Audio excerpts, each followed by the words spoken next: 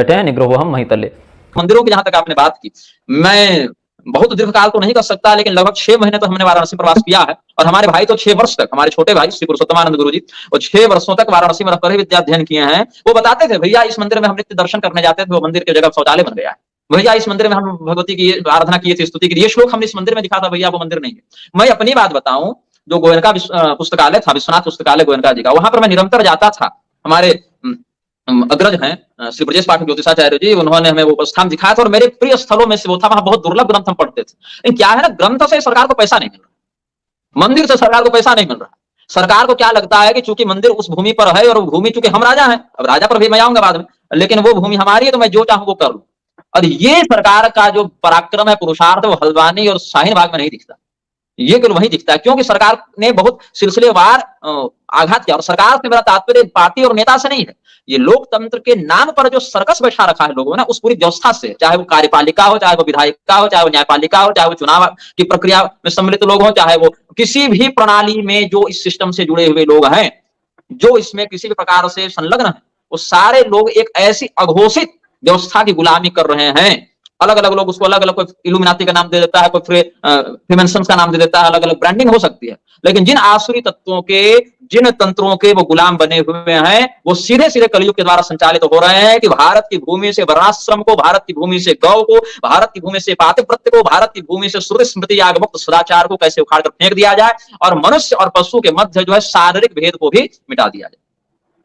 ठीक बात कर रहे हैं। और आप क्योंकि यही काशी में, काशी के कारण में जितनी पीड़ा हुई, मैं बीएचयू से पढ़ा हूं, काशी के जो स्कंद पुराण के प्रमाण से जो हमें राम मंदिर आज मिल रहे हैं, स्कंद पुराण में वर्णित मंदिरों को उखाड़ कर फेंका गया। और आचार्य जी, यदि आपने अखबार पढ़े हो, मैंने आंख से जाके देखे अंदर, तो मलेच्छु के द्वारा मंदिर तोड़वाए गए।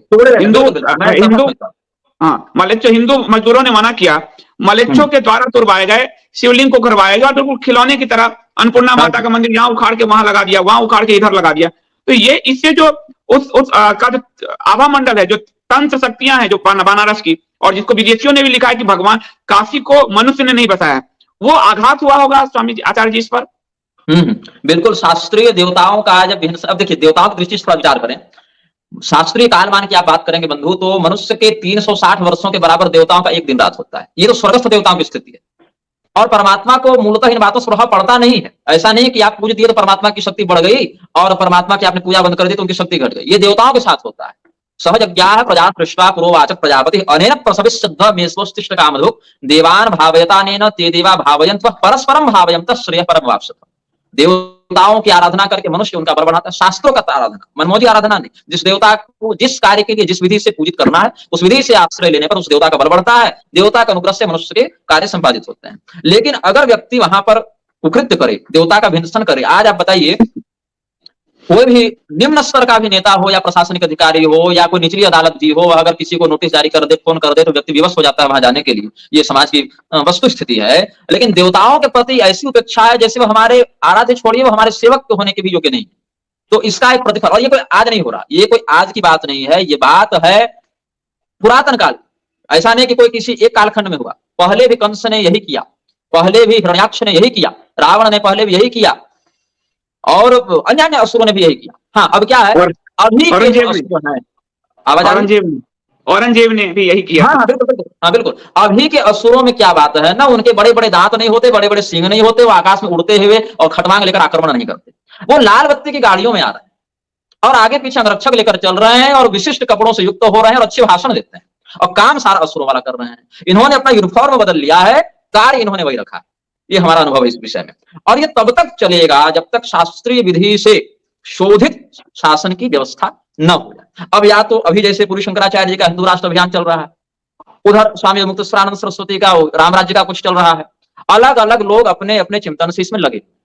अब क्या है कि प्रकृति में कार्य तो अंदर अंदर चल ही रहा है, व्यवस्था तो चल ही रही है। हमने एक स्विच दबाया तो बल्ब जला, प्रकाश हुआ। लेकिन उस एक स्विच के पीछे कितनी बड़ी कार्य प्रणाली और कितना विज्ञान कार्य कर रहा है, कहां से बिजली बन रही है, तार आ रहे हैं, सारी व्यवस्था लगी हुई है। हमने आपको नंबर मिलाया, अभी हम सामने हैं, लेकिन इस एक फ्रेम को बनाने के लिए कितने पीछे विज्ञान की क्या प्रणाली लगी है। तो प्रकृति में जो भी घटना घटित होती है उसके पीछे बहुत बड़ी शक्तियों का बहुत ठोस, बहुत व्यवस्थित योगदान होता है। और मैं अलग अलग विषयों में बहुत से लोगों से असहमत रहा हूं। हमने बहुत लोगों का खंडन भी किया है, जिसमें पुरी के शंकराचार्य जी भी हैं, जोशीमठ वाले भी हैं, सब हैं। लेकिन मंदिरों को बचाने के लिए जितना प्रखर और जितना सक्रिय काम स्वामी अद्वैतानंद सरस्वती ने किया, दूसरे हमको नहीं देखने को मिल रहा है। मैं स्वयं जाकर देखा हूं, रहा हूं, उस व्यक्ति ने अपनी पीठ पर लाठी खाई। जिस दिन हमने ये चीज देखा, वो वीडियो हमने देखा, हालांकि बहुत से शास्त्रीय विषयों में हमारा मतभेद रहा है और आगे भी रहेगा अलग अलग बिंदुओं पर, लेकिन इस विषय में हम उन व्यक्ति के मुरीद हैं, कह सकते हैं कि इस व्यक्ति ने बिना अपने प्राण की या शारीरिक सुख की परवाह किए हुए वो सीना तान कर वहां खड़े रहे, ये हम स्वीकार करते हैं। बिना अपने प्राण की परवाह किए पुरुष के शंकराचार्य कह सकते हैं कि मीडिया तंत्र, राजनीतिक तंत्र, व्यापारी तंत्र के द्वारा जिनको खड़ा किया जाता है, उन्हीं के द्वारा उनको मटियामेट कर दिया जाता है, और मैं इस शासन तंत्र को रसातल भेज कर रहा हूं। ये निर्भयता हमको पसंद आई।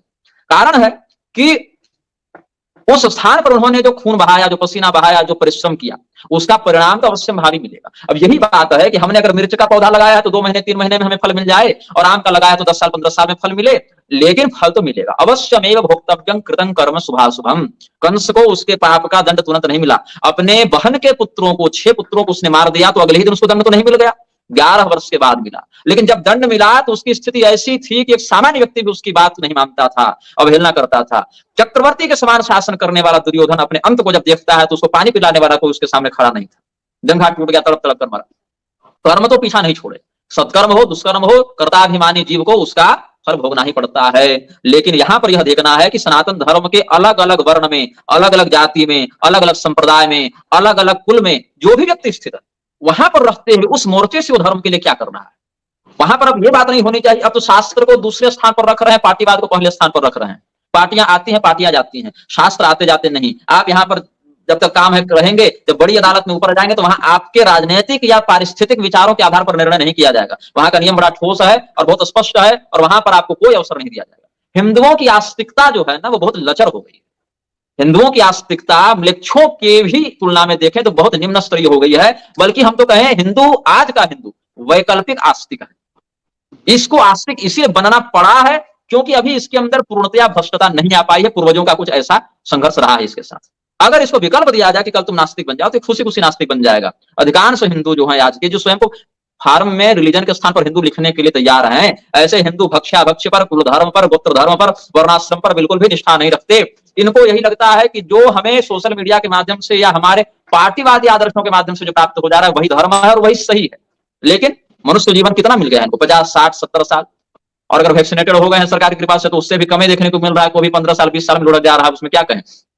लेकिन हाँ, इस पर तो अब ये बताइए क्या धूर्तता है इन लोगों की, जिसको पकड़ पकड़ कर वैक्सीन दिया गया लोगों को, उसके बाद भी कह रहे कि हमने किसी को नहीं दिलाया, जबकि बड़े बड़े पोस्टर लाखों करोड़ों की इसलिए छाप दिए गए ताकि उसका श्रेय लिया जा सके कि हमने ये काम कर दिया। मतलब इतनी निर्लज्जता है इस व्यवस्था में। जो लोकतंत्र का जो अभी सर्कस चल रहा है, जोक तंत्र जिसको मैं कहता हूँ कई बार, वो इतना निर्लज्ज हो चुका है कि आपकी आंख के सामने ये आप पर प्रहार करेगा और कहेगा कि हम तो सबसे बड़े अहिंसावादी। निग्रहोहम महितले।